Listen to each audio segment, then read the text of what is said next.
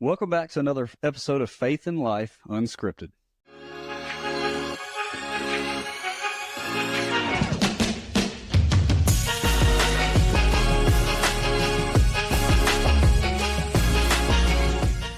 I'm pretty excited about today's episode. It's going to be with a guy who really had a lot to do with the inspiration behind why this podcast started. Will Brinkley, who's a first-generation farmer who has an awesome grandfather who used to help me load my corn at 95 years old, is going to bring us some wisdom and talk about life back when and a little about life on the farm. So, Will, tell us about your childhood and what it was like growing up around farmers.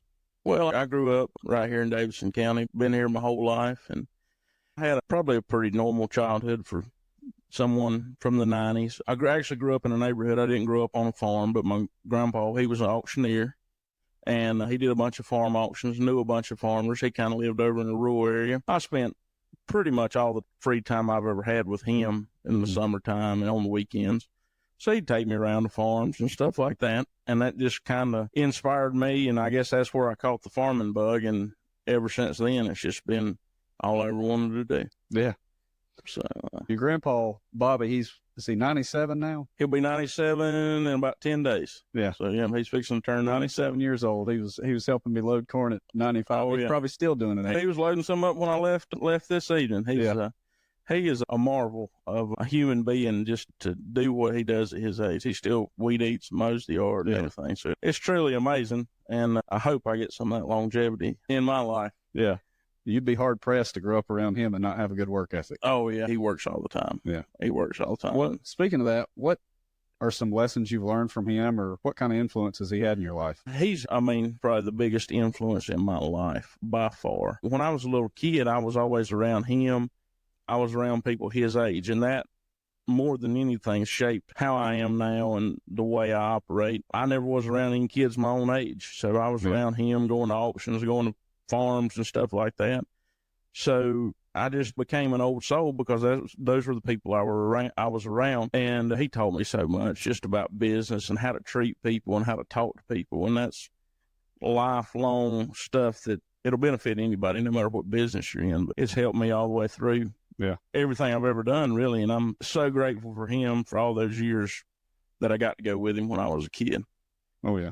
Good times. Oh, yeah. Well, growing up in a simpler time, how has that shaped your life? I think we grew up in a really good time, and I tell you why I think we grew up in a great time, because being our age, early 30s, we're one of the last generations that got to be around that Depression-era World War II generation. Yeah. And like my grandpa, are absolutely some of the greatest human beings, the most gracious, just absolutely salt of the earth people, and we've lost most of them. There's very few of those people left, and that's one thing I hate. My kids and young people today don't get to grow up around those people because they were just resourceful, gracious, and I don't know what happened with the generations after that, but that generation of people was just awesome people because they all grew up in the same boat. That's right. Nobody had anything when they were growing up. Most of them got sent off to war, and they were just a lot of good people. Yeah. A lot of good people. My pastor often says that the baby boomers were the first generation where the parents wanted to dress like their kids.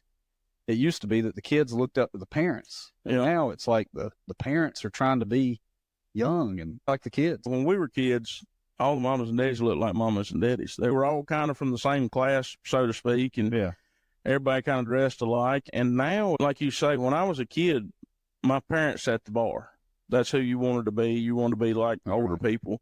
And now it seems like we've got a lot of parents wanting to be like their kids. And I don't know that that's the road we need to be going down. I think we need role models and people that are mature and guide kids the way kids should be guided, because sometimes you can't let kids make their own decisions. That's right. You got to be a role model to them. And I was so fortunate in my childhood to have all the role models I had. And like I say, when I went to school, I'd never been around no kids my own age. So I was used to being around 70, 80-year-old men. It was a culture shock the first couple of weeks of kindergarten, because I'd never been around any kids that took naps and stuff. Like I just played outside with my tractors and my grandpa all the time. And my little boy, my oldest little boy, he's a lot like that. He wants to be around his grandpa. And then I said, have at it, son. That's the best role model you could have. Yeah. It's really good. Well, speaking of your childhood, what kind of memories do you have that shaped your life today? I got a lot of memories of my grandpa taking me. Anytime a tractor would come up the road, didn't matter who it was, we'd jump in the truck and follow them. And most of those farmers have gone on now and left us. But I can remember sitting on fenders, sitting on their lamps. They all knew me, everybody around in a 10-mile radius pretty much. And I just go and they'd pull over at the side of the field and I'd get on their lap and ride. And that's where I got my farming bug. And it was just such a wonderful time to be a kid. And everybody knew you. Everybody knew me through my grandpa. Then I kind of met people along the way, but it was just a really cool time to grow up when I did, and being around the farm and around farmers. And I never wanted to be anything but a farmer. Those were my role models. Yeah. Like, I wanted to dress like a farmer. Everything I ever did was farm related. Yeah. So it was a pretty cool childhood. Yeah, I agree. Our childhood was just, it seems like it was kind of the end of the simple times.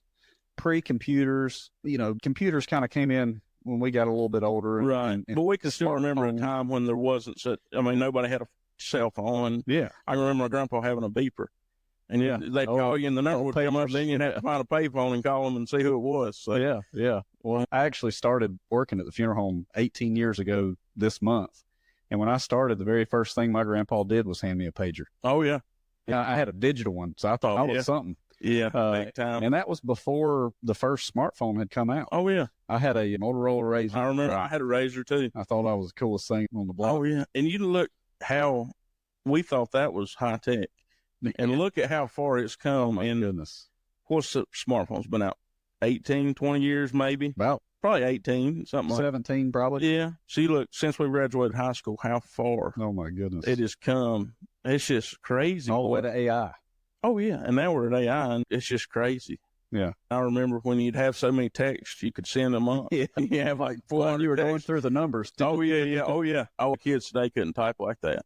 Oh, my goodness. 1 through 9. I'd have to ABC. There's no way. We got fast at that. Oh, yeah. Pretty good at it. Oh, yeah. I got big hands, but I was quick. Yeah. It was a different time. We sound like dinosaurs sitting here. I know it. Oh, man. But it hadn't been that long ago. I know it. Well, speaking of your farming, what inspired you to become a farmer, and what keeps you interested and inspired to be a farmer? I'd always wanted to be a farmer, and I always worked for other farmers once I got teenage years and stuff.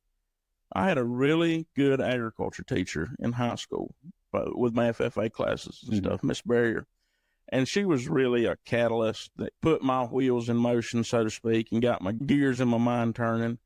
And then I started actually farming for myself. I think a junior or senior in high school is when I planted my first corn crop and bought some. And the motivation for me for farming is because it's always changing. No 2 years are the same. Right. You don't approach it the same. It's just always a challenge. Even if you don't update technology or anything, every year's got its own unique challenges. Now, this year's been a challenge just all the way through. It's been just a terrible year. Why is that? Just the weather. You could give a farmer and say, what's the worst scenario you could have for weather? And it would look a lot like this year. Like it wet and then dry and then wet again. Hurricane came through, wind. It just wasn't our year, but it's always a challenge. How can you capitalize on these bad years to keep you in business and keep everything going? The bad years are what define you really in farming. Anybody can get through a good year. Right. Can you get through a bad year? Yeah. Can you get through 2 bad years in a row? That's the major thing, is getting through 2 bad years in a row if you haven't. What's a typical day like on your farm? There's not too many typical days, but right now, as you said, we run a deer corn business, so we bag a lot of corn. So this time of year, I'm up at 4 o'clock, and I'll go to the farm, bag corn till 6:37, something like that. Then I'll go actually have an off-the-farm job working for another farmer doing the same thing. Right. And he does heavy equipment work, grading and stuff like that. So I'll go do that, and then I'll come back to the farm in the evenings and work. And this time of year, it's a little slow, but it's really fixing to pick up here in about 2 or 3 weeks when we get started with harvest. And it'll be daylight to dark every day pretty much for a month or 2. And deer season's around the corner. So yeah. It's gonna roll. It's rolling now. Our crops are terrible this year, but our business has been really good. We've been really blessed with our business. We've had a really good summer, which is kind of unusual. That's your slow time, but we're geared up and ready to go this fall. So hopefully everything will go smooth and get everything out and be ready to make some deer hunters happy. Yeah. Yeah. And anybody listening to this podcast that wants deer corn, Yep. I'm your man. Double S Farm is where to go. That's right. I guarantee it. Well, tell us a little bit about how farming's changed over the years. Well, you know, it's changed and it hasn't. I haven't been in it really all that long compared to a lot of the older guys, but farming has really consolidated. It's went from a bunch of small farms, no matter where you're at in the country, to farms are getting larger and there's fewer of them, just like most any business in America the past 20, 30 years. And it's got easier because of all the technology, the equipment's better, you know. So, in my opinion, that's why you see guys farming longer, because easier on their body. I mean, my grandpa's generation, or the generation before him, say the 40s, 50s, 60s, when they got 65 years old, if they'd been farming their whole life the way they did it then, they were wore out. You couldn't keep going. Oh, yeah. Now, with all the equipment we've got and how easy it is compared to, it's not easy, but how easy it is compared to then. Sure. You got guys, you know, can farm into their 80s, even their 90s, if they're in the cow business, making hay or whatever. Whereas, like I say, 50 years ago, you were wore out at 60, 65. You didn't see anybody farming into their 80s or 90s unless they were just very fortunate. And that's changed the dynamic because you don't have the opportunity for a lot of young people to go into it because the old guys are staying longer. Right. Yeah. And I understand it, but that's the biggest thing I advocate for in farming. There comes a point you've got to turn it over. Yeah. And farming is one of the few businesses you see a lot of the old generation, no matter how old they are on the farm, their son could work for them, but the son don't get to make any decisions, or daughter. Yeah. The old man, he's who makes the decisions. I know farmers 55 years old that's never made a decision on their farm. Yeah. Well, then dad keels over at 85. They don't know what to do yet. There you go. And I mean, you got to kind of set up in farming anymore, in my opinion, you've got to set up your kids to be successful. Right. And part of that's releasing that control. And that's something that has never really changed. But when those guys got wore out back in the middle 19th century, the 60s or 70s, where they had to turn it over. Yeah. Well, if I'm going to do all the work, I'm going to make some of the decisions. And that's how it went back then. And now it's just a different generation. And the way the older generation thinks now, sometimes in agriculture is not good, in my opinion. Yeah. It's like that in funeral service, too. I'm sure. A lot of the older owners, they don't want to turn loose of the control to their kids. And so they hold on to it. Like you say, sometimes they hold on to it a little bit too long. Right. Until it comes down to not out of wanting to do it, but out of necessity. It's hard to, even though they can do the work, it's hard to run a business, but so long. I mean, you get wore out. I mean, in any business. Burnout. Yeah. And I'm to the point, like, I got two boys. If they want to farm, like, when I'm 65, like, let me come over and drive a tractor every once in a while. Y'all handle all the business. Tell me what to do. Because I don't like that part anyway. I just want to drive the tractors. Y'all take over, send me a check every quarter or whatever, and I'll just hang out and drive tractors. Yeah. I don't want to be the guy that stays in control till I'm 90, which I'm not there yet, but hopefully I can keep the promise there and just let them take over. Yeah. And there comes a point you got to see whether they're going to sink or swim. I mean, that's any business. I mean, kick them out of the nest. That's right. And there's part of me that wants them to farm, and then there's part of me that if they don't want to farm, if they want to farm, I want them to be. I want to set them up to be able to. Right. If they come to me, either one or both of them, and say, "Hey, we don't want anything to do with this," that's cool. Yeah. I'll sell out when I'm 65 or 70, and me and your mom will go fishing or something. But I don't want to be the one that hangs on to it too long. Yeah. Sometimes people that hang on to it too long is hanging on to it for the wrong reasons. It is. And it's like you say, it don't matter what business you're in. You see it in every business. There comes a point you just got to let go. Yeah. See if they're going to sink or swim. Yeah. Because I'd a lot rather turn my business over to my boys, or either one or both of them, while I'm still there for them to ask me questions and ask me for advice. Yeah, that's true. Than holding on to it till I die, and then they'll be like, well, what would that have done? In the dark. Yeah. I mean, I don't think that's doing anybody any favors or being fair. Yeah, that's good. How do you integrate your faith in your farm and your daily life? Faith with farmers is kind of a touchy subject. It's not something any of us talk about enough, especially with other farmers. And I try to, I'm very faithful, and most farmers I know are. It's an occupation. You better have some faith, because that's right. You're not in control, really. We planted it. It's really the Lord's crop. We're just out there, we're taking care of it for Him. That's the way I look at it. Stewards. Yes. And I don't pray for my crop. I pray for the Lord to do it how He wants it done. Come on. Like, I don't pray for rain. I don't pray for dry, good growing seasons. I feel like that's greedy. Yeah. That's me wanting that. Yeah. I say, Lord, I'm tending your crop the best I can. However you see fit to take care of it, I'm going to do the best I can. Yeah. And I don't worry about it. Yeah. You can't worry about it because it will drive you absolutely crazy. Yeah. Because it's a occupation you really can't. You're out of control. You're just letting Mother Nature and the good Lord take care of it for you, and you can make adjustments here or there, but it's his crop. I'm just the caretaker. But other farmers are the only people that really understand what you're going through. It's very hard to explain farming and the agricultural lifestyle to other people. And to share your faith, you've got to show vulnerability. But at the same time, those farmers, you can't show vulnerability to them because we're all really in competition for land, for resources, stuff like that. Yeah. I've got farmers that are very faithful, and we talk about it. But for me, just to go out to somebody that I don't know and start talking about it and being vulnerable, well, what are you going to say that they could use? No, I'm not going to say against you, but farmers don't like showing vulnerability at all in anything because they might go to somebody you rent land from and say, even if it's not faith, is it weakness? It's weakness. Yeah. And you don't want to show a chink in your armor. And sometimes to show our faith, we've got to be vulnerable. Yeah. And I think, and that's any occupation or any human being. Yeah. But I know a lot of farmers that are faithful, but it's very rare for you to talk about it with other farmers. Yeah.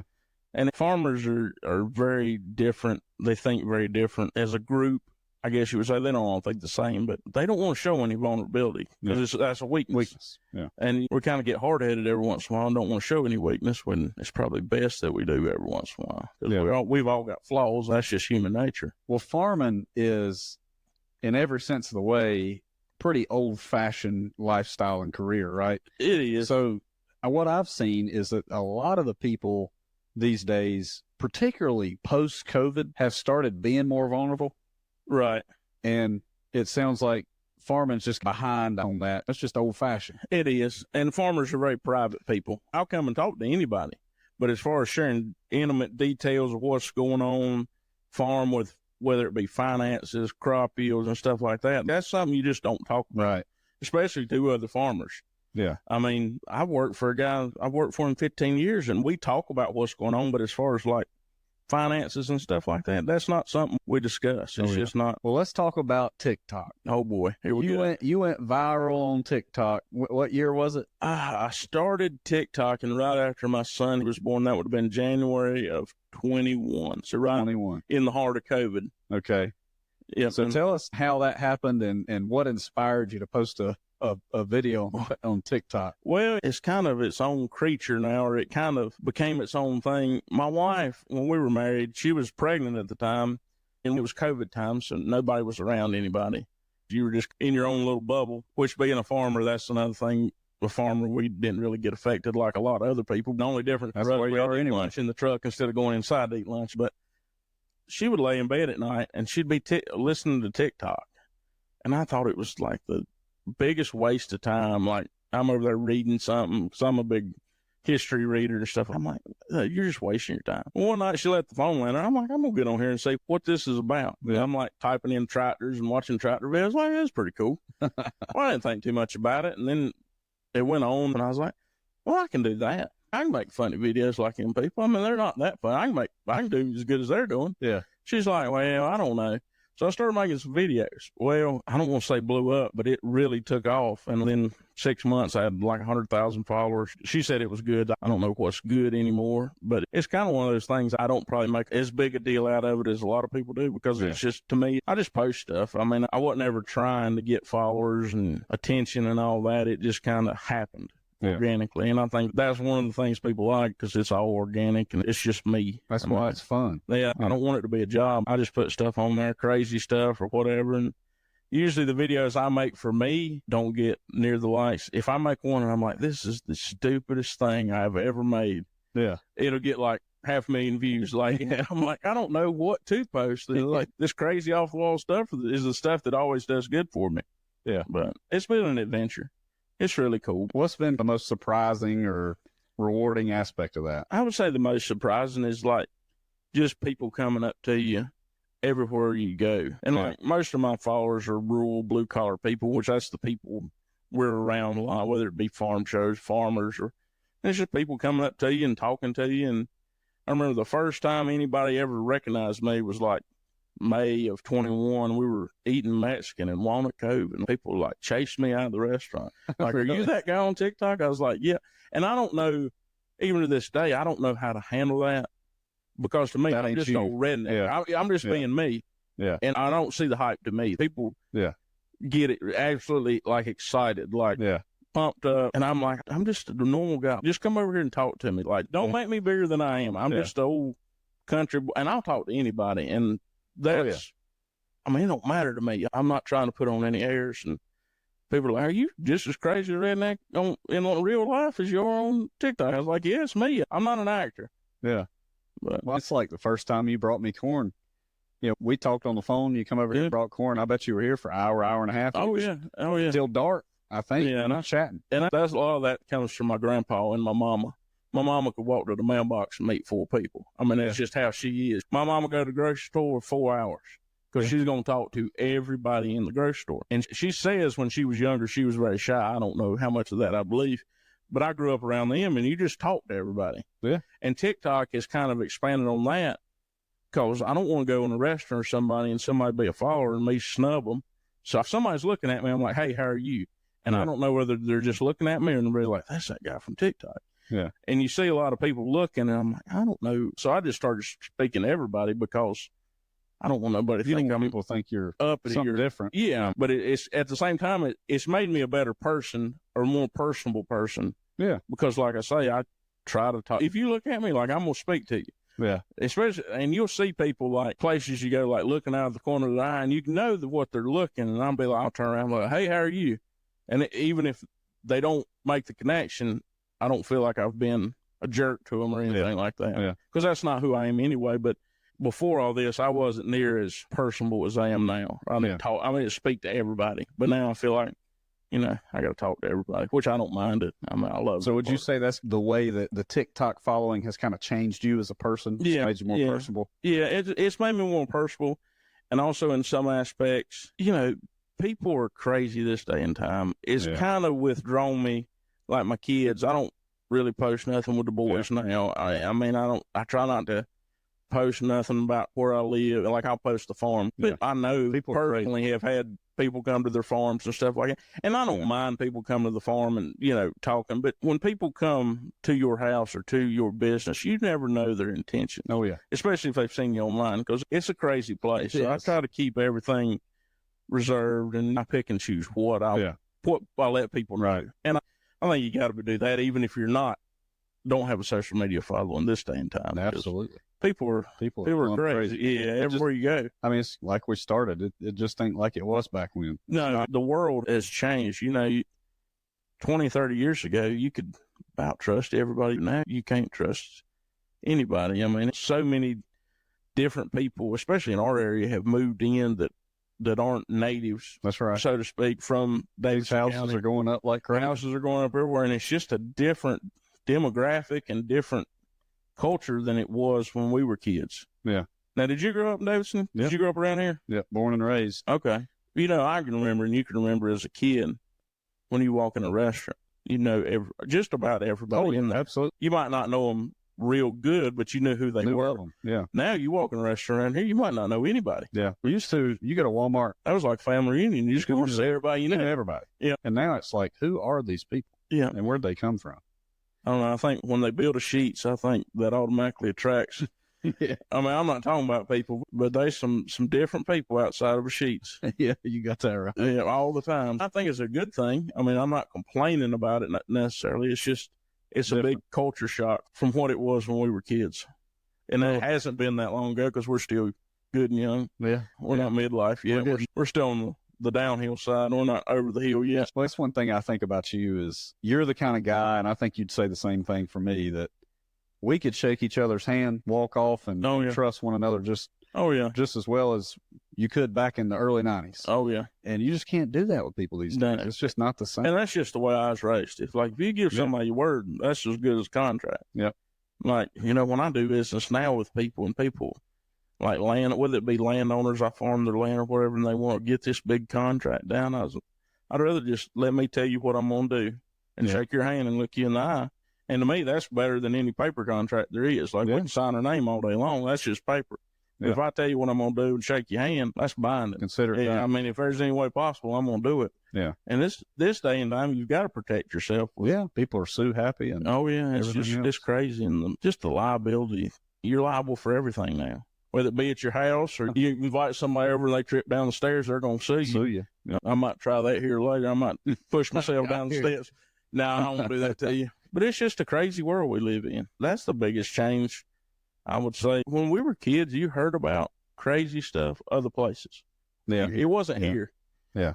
And you might hear somebody's house getting broke into, but it wasn't a common thing. It was once every 6 months. It's not. It was a shock when that happened. Yeah. Now it's every day. Yeah. Now, I think, too, Facebook and all the social media. Some of it is where to hear it. Yeah, that's like my grandpa said. He said, we didn't hear about anything in the 20s and 30s. You knew what happened in your neighborhood. That was it. Yeah. You didn't know what was going on. And it took you time to figure that out. Yeah, and stuff in the war or whatever, it took 2 or 3 weeks or even a month to get back to you. Yeah. Whereas now people put everything on Facebook. And which I think that's where a lot of anxiety comes from. We have people so worried and stressed. Well, we know everything and we see everybody. You know, we see the highlight reel of our friends that we went to school with on Facebook and we go, well, I don't have a new house or I don't have a new car. And then it's a highlight reel. Yeah, that's all social media is for a lot of people. Yeah. And that's okay as long as we understand it. That's what it is. Right. That's what I told my wife when I started this TikTok thing. I said, this ain't me putting on, and I'm a redneck. I mean, I'm just going to call it like I said. I ain't showing no highlight reel of my life. I'm going to show them the real deal and what really happens. And social media is designed for people to build a false life. That is what it is.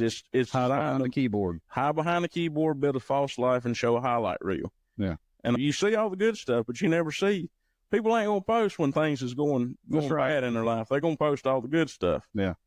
And that's just a different world we live in. It is. And I say it all the time. I think that's why it's so important to be in community with some good people that'll hold you accountable. That's exactly right. And you got to have people, like you said, to hold you accountable. Call you out. I go make some talks about my TikTok deal and all that. I tell people with farming, if you see a farmer that's misrepresenting what we do or making us as a group look bad, well, that affects us all. So, I said, don't blast them on social media like everybody else does. Right. Go pull them aside, put your arm around them and say, hey, this might not be the best look. And that's everybody wants to just blast everybody on social media now, no matter what it is. And it's a lot better just to be subtle and sometimes just go talk to people. And, hey, I don't agree with what you're doing here. And you can talk it out. And maybe they change or maybe they don't, but at least you've tried. Yeah. I've heard it said that the best way to address somebody is say, help me understand why you're doing this. I've found that helpful. Oh, yeah. You and Madison been married, 5 years now? Yeah, we got married in 2019. And you got 2 kids? Yep. 2 boys. There's something else. They're a handful. Especially Henry, my oldest one. He's into everything now. He's just at the age where he's really blossoming with his personality, I guess you'd say.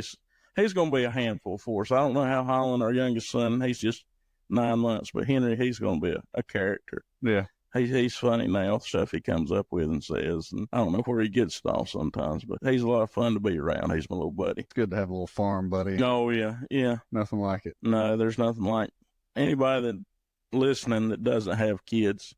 That's the biggest change that'll happen or for me. Oh, absolutely. When you have kids, like when you get married, it changes. Yeah. When you have kids, it completely really changes. Your world turns upside down.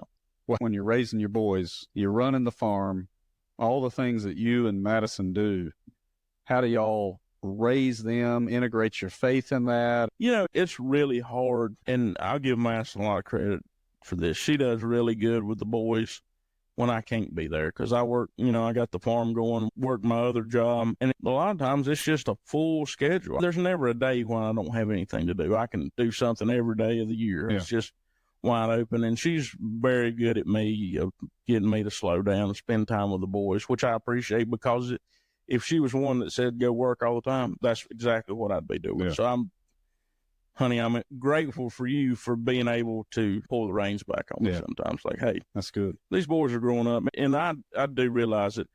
And one of the coolest things about farming, especially being a small family farm like we are, like Henry now, he can go with me. So I'm not going to take him in a dangerous situation, but, if we're just hanging out around the farm, turning wrenches or something like that, he can be there with his little toy tractor playing in the dirt, and he can go with me. And As Holland gets older, he can kind of transition into that stage. And they're not to the point, or Henry's not to the point he can really work now, but he's to the point he understands what's going on, and he's picking up on things. And it's neat to see it through his eyes. Every week you take him with you, he picks up something else, a little skill, or he'll be standing there, and I say, hand me a wrench or hand me a screwdriver, and he'll hand you something. And, you know, he's catching on, and it's really cool to do that with kids.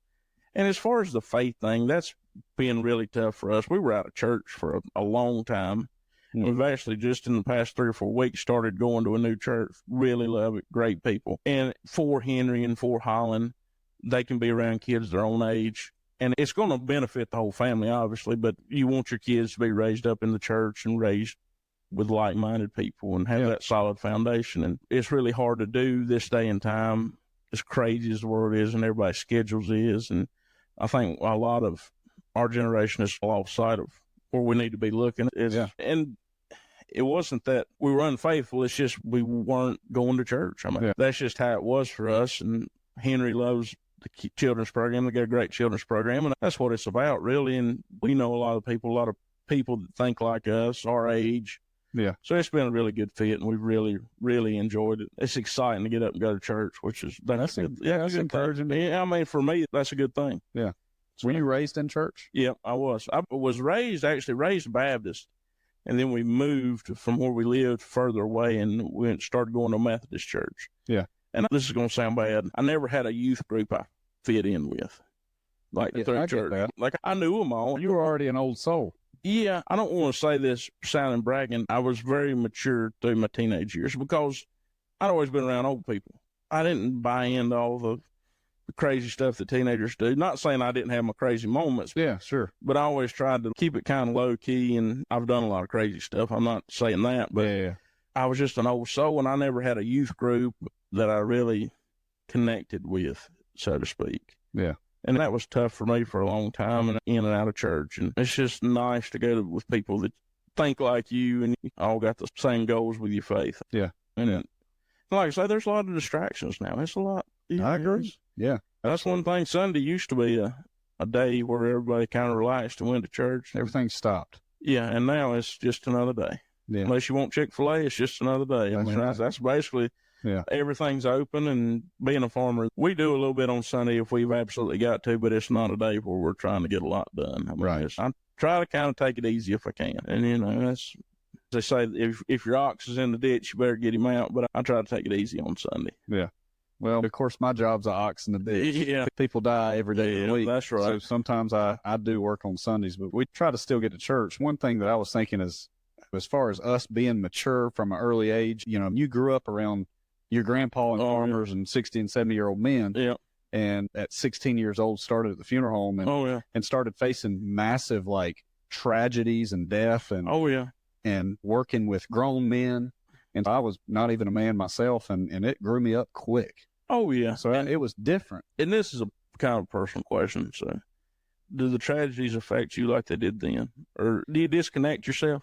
Yes and no. So one thing that I always say is I'm highly connected to my families that I serve emotionally. Right. But I try to put myself where they're at. Right. And there has to be a healthy dose of that. Right. Because that could take you way too deep. Oh, yeah. And that's when people get real mental and things. But yeah, I've heard doctors talk about how over time they just get kind of hard to it. I always tell our staff, if you feel like you're getting hard to it, it's probably time to get out. Yeah. You got to have empathy for the family, which is a lot different than sympathy. Yeah.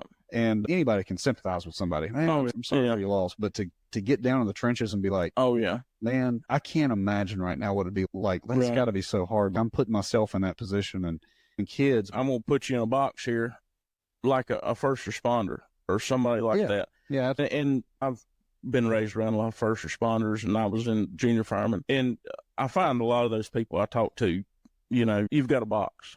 Yeah. And that's where you put all that tragedy and pain and what you've seen. Kind of shut the box when you've got to. And when the box opens, you deal with it. Yeah. However you deal with it as a first responder or whatever. Yeah. And then you shut the box back. And it can't be in your mind while you're doing your job for them. Yeah. But there's a box in your mind, and I feel like that's something a lot of people deal with no matter what occupation you're in, you know. Tragedy. Everybody experiences it sooner or later, and it's just how big it is. Yeah, it's just life. I think One of the things that I've realized is that first responders, funeral service, that kind of thing, I think the mental health, we've been more aware of it. Yeah. People literally have PTSD from some of the things they've seen that used to, it's like, man, get over it. Oh, yeah. And now it's like, man, it's a big deal. And oh, yeah. In our lifetime, there was a time when you didn't talk about it. yeah. And even in farming, it's really changed. Were you weak? Oh, mean, yeah. that's Yeah. what it Oh, yeah. boiled Don't show no weakness. Yeah. And I was raised a little bit like that. I won't say full blown. Yeah. And I want my boys to have some of that, but also want to say, hey, if you need to talk about this, talk to me. You know, I'm here for you. Healthy balance of it. Yeah. And I want to raise men, but I also want to raise men that aren't afraid to be vulnerable. Yeah. I think that's, as a goal, a pretty good goal. But like farmers, at one time were the number one occupation for suicides per capita because it's a high-stress job. You've got generational pressure on you from maybe your dad, grandpa, whoever you inherited the farm for. You don't want to be the one to screw it up. It's a lonely job. A lot of them work by themselves, and it's not something anybody talked about. I mean, there's a lot of pressure on one man or one woman, whoever's running the farm, to get it to the next generation, especially for a 4, 5, 6 generation farm. You don't want to be the one to screw it up and lose it right for the next one. And I think mental health on the farming side of it has really changed. Now you can Zoom call and stuff. If you need to talk to somebody, you don't have to go to town and park outside of the counselor's office because that's and then somebody see it. Weakness, you know. And I think the mental health thing is great no matter what occupation you're in or what business you're in, that we can talk about it now. It's not something that you've got to hide, so to speak. Yeah. But it's changed in the past 20, 30 years. Absolutely. What role does Madison play in the farming and that kind of thing? Day-to-day operations, as far as the farm work, she doesn't really have a lot to do with that because she's so busy with the boys. But at the same time, she really helps me. She can get the boys. She's the home manager. I mean, she's got an off-the-farm job too, but she can manage. And if I need her to do something, she can go do this or that. But she's the biggest gear in the transmission that keeps us running. And the unsung hero of what I do, because I couldn't do, especially with 2 kids, without her. And to be a farmer in this day and time and go work 60, 70, 80 hours a week, I feel like it's a selfish thing to do. Yeah. Whereas she's kind of the buffer there, and she'd take care of the kids and get them ready for bed. And when Dad shows up, he can tuck them in. Yeah. And it's not like I'm traveling or out of the road. I always try to be home and eat supper with the boys and put them to bed. But she's definitely not day-to-day operations, but she's definitely one of the biggest. She's the glue. She's the glue. Yeah. Holds everybody together. Yeah. And she takes care of them boys. They ain't no better mama nowhere. I put her up against anybody, even my own mama. You don't mess with them boys. She takes care of them. That's good. Yeah. That's invaluable. Oh, yeah. Yeah. And it's not perfect by any means. Yeah. I mean, she'll get ill sometimes that I've been out too long or gone.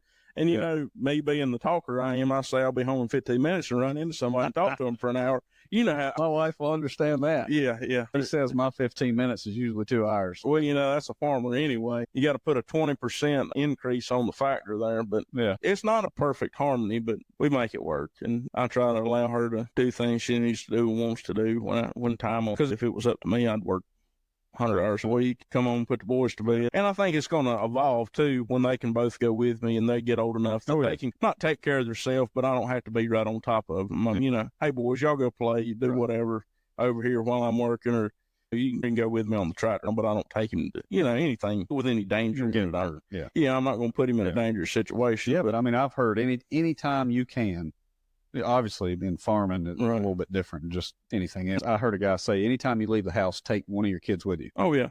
And of course, our kids are both kind of young still, but when they get to that, you know, over 8 years old, can manage themselves.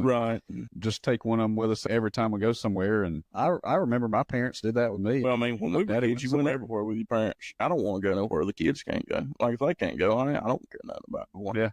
And it's like I say, you evolve as the kids get older and they can do more for themselves. And I hope that for everything I miss now, you know, just being a working dad or working parent, you're going to miss stuff. You can't be there for everything. Hopefully, if one of them or both of them on a farm, I can come back and work with my kids. You know, not a lot of people get to do that. That's what I'm hoping for on the backside of it, for everything I miss now, trying to build this for them.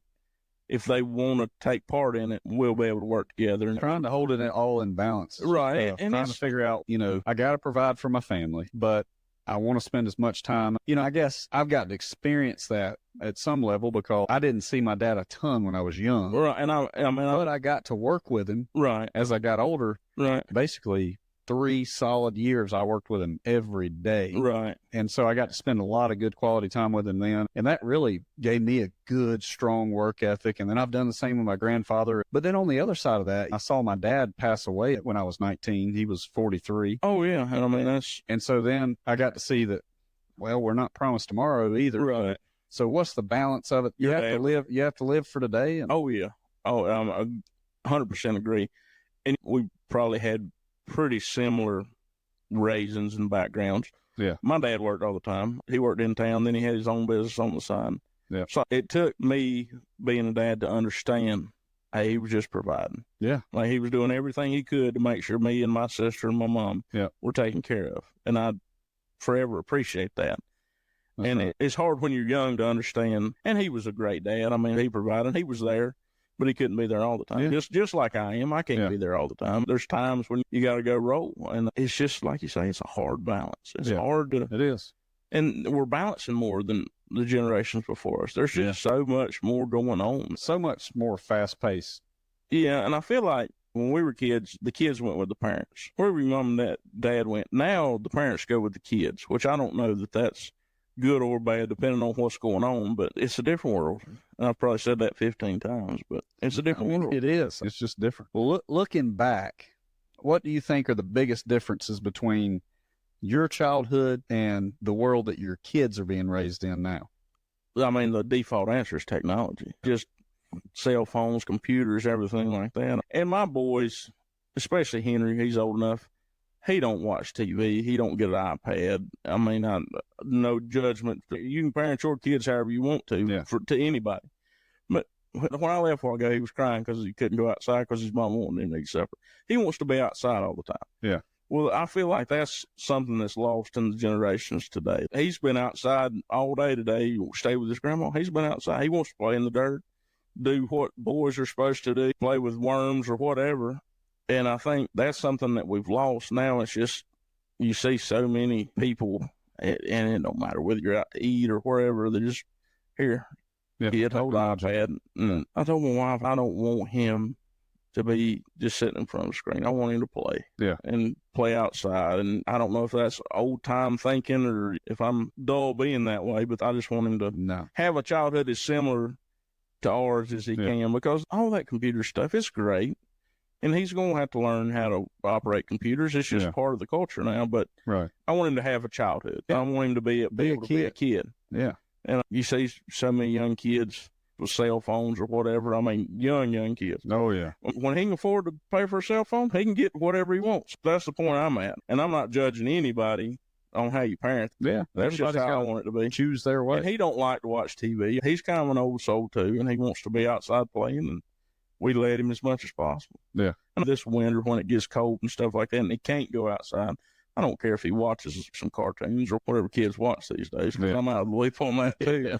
But I'm not going to let him sit there all winter in front of a TV screen. Well, if you were to give parents your bit of advice, and like you said, everybody can parent however they want, but how do you keep the back wind in your parenting? Right. And that's really hard to do this day and time because everybody's so technical and cell phones and computers. My mom and daddy are old school people. They've always been old school people. So when he goes to grandma and grandpa's, he gets that old school. My wife's mom and daddy are old school people. Mm-hmm. So it's easier for us, I feel like, because, you know, I can see similarities in my mother-in-law and my grandma. And I can see with Henry and his grandpa, my wife's daddy, a lot of similarities between me and my grandpa. So it's almost like watching it happen again. It's almost like watching myself, my own childhood, because they're just old country people. And I love that because he's going to get to experience things that a lot of kids raised this day and time won't. He's going to get to go fishing with them and stuff like that and be in the outdoors. And he's going to get to ride tractors and feed cows and do all the farming and stuff. So when you say old school, tell me what you mean by old. I mean the old time ways, like when we were kids, our grandparents, like my grandma and grandpa, the World War II generation, they're very slower paced, down to earth, just good salt of the earth people, unassuming, just people that take care of their neighbors and generally are good human beings. I mean, going back to what we started talking about, that World War II generation, if you look at just good people, I think you got a higher percentage of just great human beings there that would take care of each other, take care of their neighbors, love one another, and just be who God wants us to be more than anybody's sense. It's just got so skewed as to what faith is and what church is, and it's... I agree. Yeah, the Bible's still the Bible, though. Yeah, I mean, the Word of God don't change. Still there. Yeah, the Word. Yeah, there you go. The Word of God ain't changed. Well, and I think that's something we're going to talk about on one of our podcasts is some church hurt. You know, some of these churches have gotten real legalistic and just religious and made it more about rules and regulations than it is about Jesus and grace. Yeah. And you got to hold that all in tension. But I think that's definitely something that has pushed people away from the church, particularly in this area. And I think you've got a lot of church people that ain't found Christ. That's right. And you've got a lot of people that have found Christ that ain't church people. Yeah. And I'm not pointing any fingers or any judgment, but when you can get those both in harmony, when you find a church and find Christ, and I think that's when you're spiritually sound. And I'm not one to be talking about how people worship or anything like that or their journey with Christ, but I think when you can get in a church that you enjoy and people you enjoy, and everybody's got the same goal in mind. Yeah. You know, church ain't the same everywhere you go. Yeah, you're exactly right. Final question. What does back when mean to you? Back when, to me, is just a simpler, slower paced time. And it could be our childhood. It could be our grandparents' childhood. It could be 10 years ago. But every generation, there's a pivotal moment. I think when we were kids, 9/11. Everything changed after 9/11. That's for our kids' generation, or maybe the generation behind us, COVID. Our grandparents' generation, either the Great Depression, Pearl Harbor, when we joined World War II. Every generation has one of those moments. Yeah. And it's like, I remember before COVID, we did this. I remember before 9/11, this happened. Yeah. I remember before, whatever it is. I think that's, to me, back when, right? When you can say, before this, everything changed. The world we live in is not the same world before COVID. Yeah. It's not. The world's the same, but people are a little different than they were. And in 10 or 20 years, there'll probably be another event that's going to change people's perception and how the world works. Or less than that. Yeah. It could happen any day now, but there's all kinds of pivotal moments in history. And I think before that, you say, well, back before this or back before that. Yeah. And it's different for everybody. I talk to my grandpa a lot now about growing up in the Great Depression, he went to Germany during World War II and France, there at the kind of the tail end of the war, and the changes he's seen in 97 years. Oh, goodness. I mean, you think about it. I mean, they went from living in a house, there's 9 of them in a 500 square foot house, didn't have any plumbing, to what we've got now. We can do anything on a cell phone. Yeah. It's just crazy to see what he's seen. What are our kids going to see? What are we going to see in another 60 years? Are we going the right direction? That's the thing. Everybody, we need this technology with it. Are we going the right direction? Yeah. I feel like sometimes we're making everything easy, but at the same time, we're making life more complicated. Spinning our wheels. It's like the more technology and the more we get, the more we have to take care of. That's exactly right. It ain't about, it's like farming. It's not how much you can plant. How much can you harvest? Yeah, come on. And it's like a garden. It's what you can take care of. Yeah. And I feel like so many people, you see, are just so stressed out, running here, running there. And it's kids and school and jobs and sports. It's like some days I just want to go to work and come home and hang out with my kids. Like, let's just go play in the dirt outside. Yeah. I think that's just simpler times. My youngest is a lot like Henry, and you know, you give him dirt, a little dump truck, tractor. That's it. Happy as can be. I can turn for hours. I can turn Henry out. We got to dump the sand pile. He'll play there all day in the same spot. Like, you'll never hear a peep out of him. He'll be right same thing out there. And that little excavator he sits on. And he'll run so simple. Like, you can buy him $10,000 worth of toys or $100 worth of sand dumped in your yard, and Henry's going to go to that every time. Yeah. And, you know, with Holland, he's too young to really tell what he's going to like yet, but I tell Henry all the time, you've got to teach him. It's not just me and your mom. Me and your mama taught you. I said, you're part of this too now. You got a little brother. You've got to show him how to be a good example. Be a leader. Yeah, be a leader. Yeah. And I say, you always take care of your little brother. So it's fun to be a boy dad. Yeah, I would have loved a girl if I'd had one, and my wife wanted a girl on our second one, but I was excited when it was another boy. Yeah. Being a parent's a great thing, but it's, to me, especially raising boys, mama can nurture them, and then dad, we got to be the one, like, here's the world. Yeah. Like, here you go, we're going to get you ready for it. Yeah. And it ain't going to be easy. And I'm not good at being sensitive, so I don't feel like I'd have done good with a teenage girl, or like, with a boy, you can be like, man up, son, here's the way it is. Yeah. Well, girls, you got to be a little more subtle. And I've said that a number of times. Yeah. And I'm not going to shoot any teenage boys coming over to my house to pick up my daughter. That's so I'm excited about that, too. It's a different world. It is that. But, well, Will, I thank you for coming on the podcast. I'm glad to be here. I hope it's something suitable in there for everybody. Oh, yeah. I feel like we talked about a little bit of everything. Sure enough. The real conversation was before, and oh, yeah. And will be after. Yeah, sure. We probably got another hour here before I go home. That's right. But it's been awesome, and I'm glad to see you going through this. And yes, sir. see you journey through the podcast world, and just remember me when you're on a national level. Oh, yeah. Yeah. I hear you. But I appreciate it. Yeah, absolutely. We had a great time talking and hope to see you again soon. May your faith continue to grow, and may your life be filled with grace and peace. This is Faith and Life Unscripted. Y'all take care.